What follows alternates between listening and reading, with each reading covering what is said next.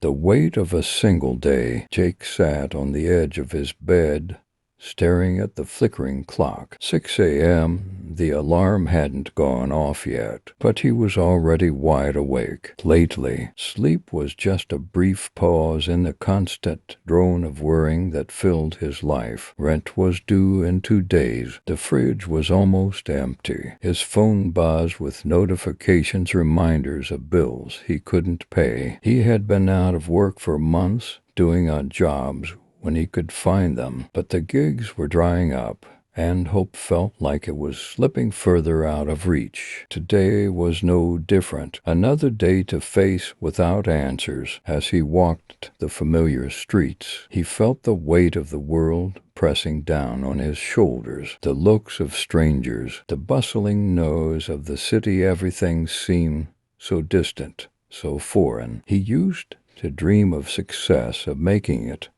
of living a life he could be proud of. But now all he wanted was a break from the struggle, just one day where the burden would ease, even if just for a moment. Jake entered the small diner at the corner, a place where the coffee was cheap and the waitstaff didn't ask too many questions. He ordered a cup, nursing it slowly as if the bitter warmth could fill the emptiness inside. Across from him sat a man, not much older, in a worn-out suit. Their eyes met briefly. There was no judgment, just a silent understanding. The man smiled weakly. "Hard times?" Jake nodded, surprised by the bluntness of the question. The man took a deep breath. "You know, life's funny. Some days feel heavier than others, but in the end, it's not about carrying the weight perfectly. It's about getting through the day, one step at a time." Jake stared at him,